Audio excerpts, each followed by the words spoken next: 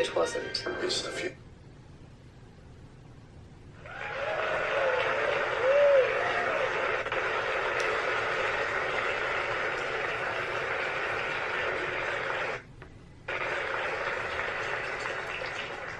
Hello.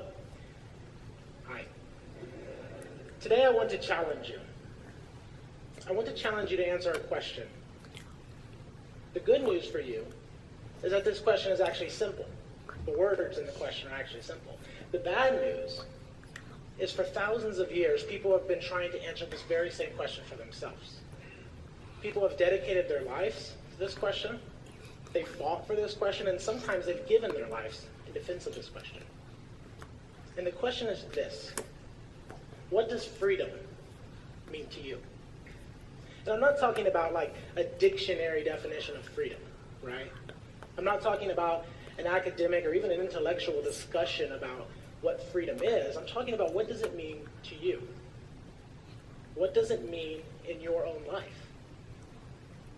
And I know firsthand that this very question has the potential to change your life, because it's the exact question that my wife, Courtney, and I asked ourselves 3 years ago. It was a little bit of awkward timing for us to be talking about freedom. It was the night we brought my daughter Milligan home from the hospital.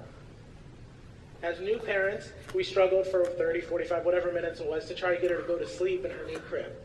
And after that, we wandered like zombies out to the kitchen table. And as we sat down, I turned to her and said, honey, I need to talk to you about something. Which I've learned after 5 years of marriage that that's the most terrible way you can possibly start a conversation. And I said, I want to talk to you about freedom. And you can imagine what her expression was and what her response was. I can't repeat some of it here today. But after we started talking more about it, we realized that the timing of the situation was actually in our favor. Because if there was one thing we were lacking at that point in our life, it was clarity. It was the ability to step back and analyze how we were living our life and whether that was congruent with what we really wanted. It started for us in our financial life. Our financial life had degraded, I guess you could say, into a simple question. And that's, what item in our apartment do we want to upgrade next? Have you ever had this discussion? Do we need to upgrade the couch, or maybe we should save up and get a new kitchen table? Should we switch locations to just get a better apartment, or maybe let's just get a flatter TV and call it a day? This was our financial life at that time. And then it should be no surprise on what our debt looked like. We were in our young 20s, and not even counting the tremendous amount of student loans we carried, we had $18,000 in consumer debt to start off our new marriage and as new parents. We had 4 credit cards, we had store cards, we had 2 automobile loans. We had a loan for the jewelry we were about to get married. We had a loan from family.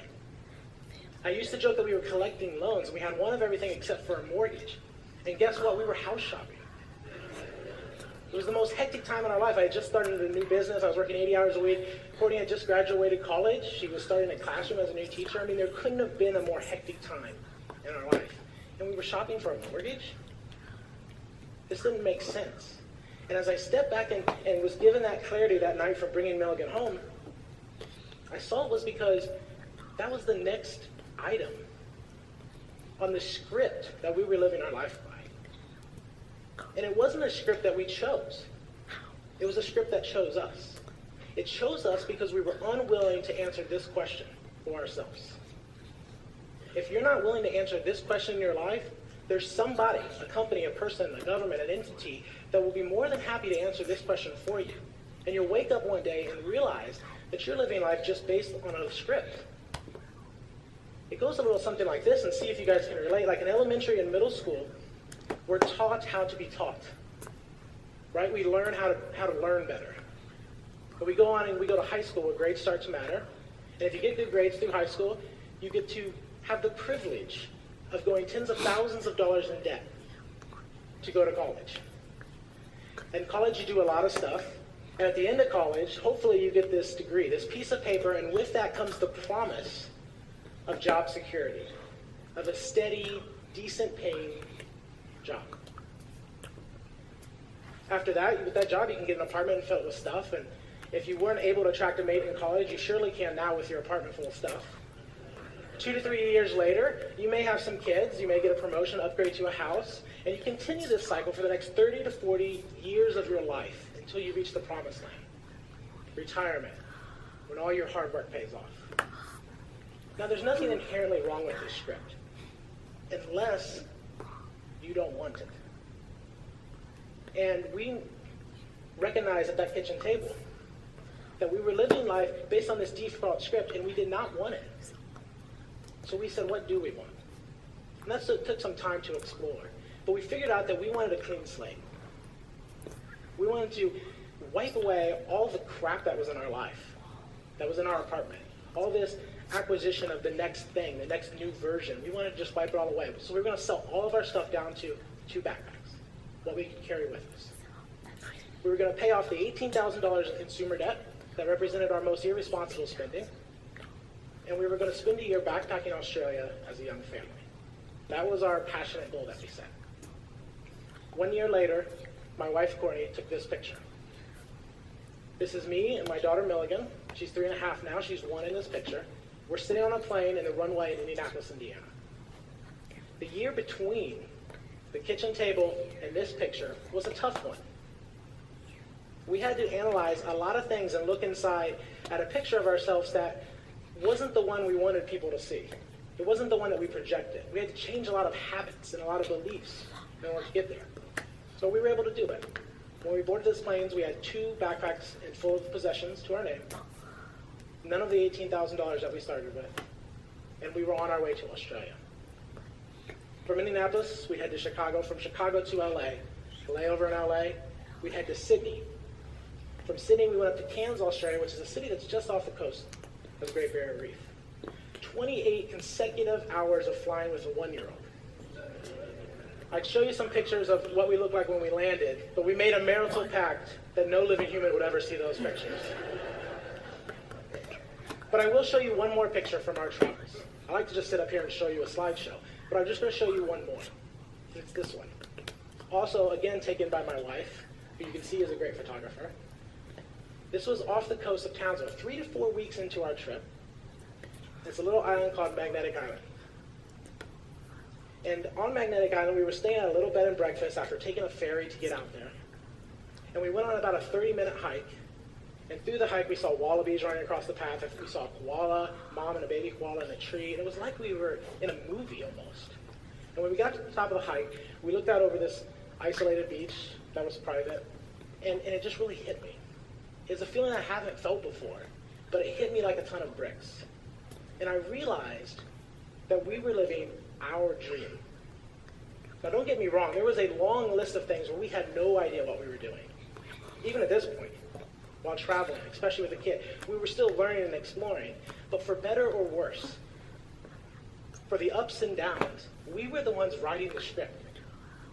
We were the ones that were finally in control of our life.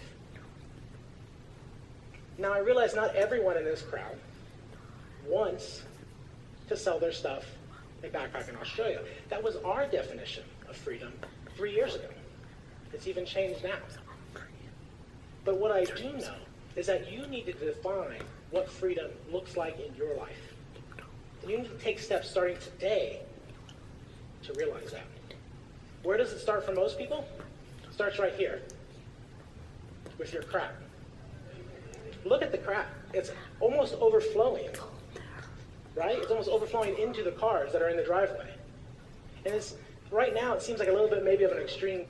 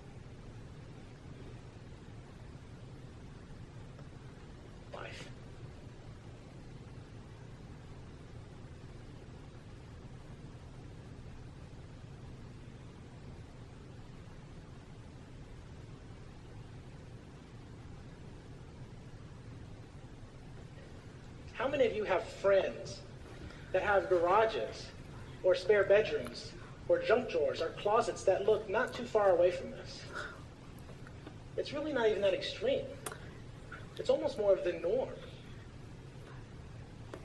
But I have a question for you. What happens when this person loses their job? What happens when they're offered a better job in a different city? What happens when they need to adapt, either physically, emotionally, financially, to any situation that comes up in life? The answer is, at best, they're restricted. They're held back, they're clogged, they're congested from adapting to any sort of change because of the amount of crap they brought into their life. But we do have an out. We have a little neat trick that we do if we have to make a transition with all this crap. We put it here. Do you realize we've created an entire multi-billion-dollar industry around storing our old crap so that we can make a transition and buy new crap? Think about it. Right now there's 2.2 billion square feet of storage space in the United States alone. This is mind-blowing. Every man, woman, and child could stand shoulder to shoulder just like this under covered storage space if we had to in the United States. So what's the deal? You know, why are we so obsessed with buying new stuff, yet so reluctant to hold on to our old stuff? How have we bought in to this addiction? And I think it's because we've been sold a myth. And the myth is that acquiring things in our life in the pursuit of a living environment filled with things is going to grant us security. Most of us take it so far even to say it's going to grant us happiness. And in the pursuit of these things, we start to identify with our things, right? You can tell who's successful and who's not. You can tell who's hip and who's not. You can tell whose garages look like the picture we had before and whose doesn't. So we start to really identify ourselves with our physical things. But the truth that we realized, and that most people end up waking up and realize at one point in their life, is that more stuff, and certainly more crap in your life, isn't going to grant you security. And it's certainly not going to grant you happiness. In fact, we found the exact opposite to be true. As Corey and I went to sell layers and layers of our stuff as we were planning to go on this trip, I'm often asked a common question. And that question is, did you guys sell anything that you regret? Did you ever sell anything that you had to buy back? Or did you ever sell anything you were just disappointed and you had to get back? And every time I'm asked this question, when I get to share my story, I try to genuinely think about it. I'm even thinking about it right now. And the answer is always the same. No. Not a single item. Not a single time did I sell something and be like, man, I regret that decision. Not a single time did I sell an item and go, oh, I feel so insecure right now. It was the opposite. As we sold layers of our crap, we realized and we felt the weight being lifted off of us. We felt more flexible, more agile, easier to bounce back from anything that negative that was going to come into our life, and we were more free to capitalize on opportunity. We weren't held back by our physical possessions any longer. Not only that, but we started to look at other people and realize that these people's identity is not based on their stuff. Their identity should be based on their experiences. It's not about collecting expensive stuff or nice stuff. It should be about collecting rich experiences. And we should identify with people and identify with ourselves based on a series of experiences in our life, not what we own. But I want to talk to you a little bit more about the American dream as well. We're all familiar with the American dream, and it's not even that American anymore. It's all over the world. And there's this idea that if you work really hard, you're able to buy into this fantastic lifestyle, right? And that much is still true. And as much as I've outlined and suggested that consumerism is a problem for most of us, and it is, if the equation stayed this linear, stayed this simple, it would be easy to deal with, right? You want more money, what do? You buy less. You want to switch jobs or work less, you buy less. Sounds simple, almost too simple. And it really is. But over the last 20 or 30 years, we've played a little trick on ourselves. We've added in a piece to this puzzle that makes it much more vicious. We've found a way that we no longer have to work hard before we buy. We no longer have to work for that lifestyle. We can just tap right into it. And of course you know what I'm talking about. It's debt. So we buy, in order to buy that fabulous lifestyle without working for it, we all go into debt. We do this at a young age, we do this at an old age, it's the norm. And debt has been around for thousands of years, in some form or another, but we've perfected it in the last 20 or 30 years. We've perfected the daily use of it. We've perfected it for everyday activities.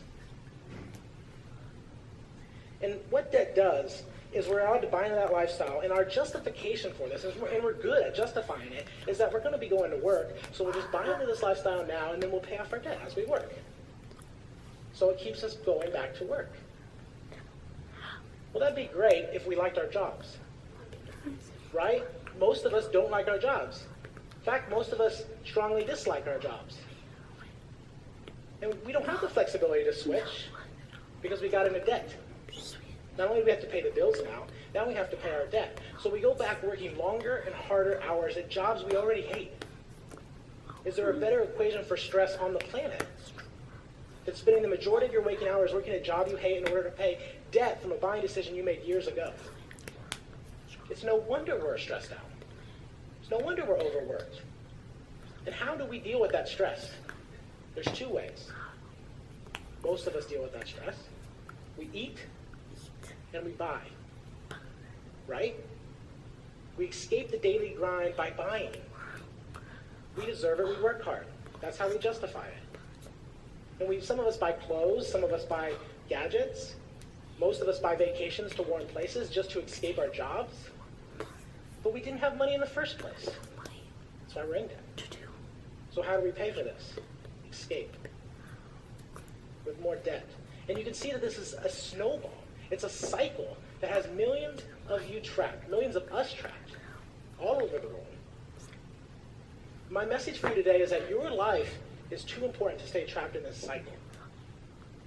Nigel Marsh had a TED Talk in Sydney, and he summed this up much better than I can. He said, there are thousands and thousands of people living lives of quiet, screaming desperation, working long, hard hours at jobs they hate, to buy stuff they don't need, to impress people they don't like. When I first heard him say this in his own TED Talk, it almost knocked the wind out of me. It actually almost hurts to repeat this, because it's so true. But I want you to imagine what your life would be like, how much more fulfilling your life would be if, starting today, you made a commitment to start collecting experiences and not things. I want you to imagine how much more opportunity and flexibility would be in your life if you would remove the stress and the weight of your debt. And I want us all to sit here and imagine how much more an impactful world we would live in if each and every one of us got to wake up in the morning, not because our alarm clock went off, but because we were excited about dedicating ourselves to work we loved, to a job we actually enjoyed, to a business that was based on our passions. The problem is complex, but the solution is very simple. Remove the excess that is holding you back. Remove the crap from your life. Remove the daily reliance on debt from your life, and you'll be more free to start doing work that you actually care about. That's the path to security. That's the path to happiness. One more observation I have for you. Do you realize that we are the freest people in the history of mankind? Do you realize that you walk amongst the freest human beings to ever walk the earth? What are you doing with that freedom? How are you utilizing this amazing gift that you've been given? It starts by answering one question. What does freedom look like to you? It's the answer to this question, your own unique answer to this question, that has the power to change your life. It's your own unique answer to this very question that has the potential to change the world if you'll step up and let it. So my challenge for you today is to go out and find your answer to this question. And when you do, that will be an idea worth sharing. Thank you.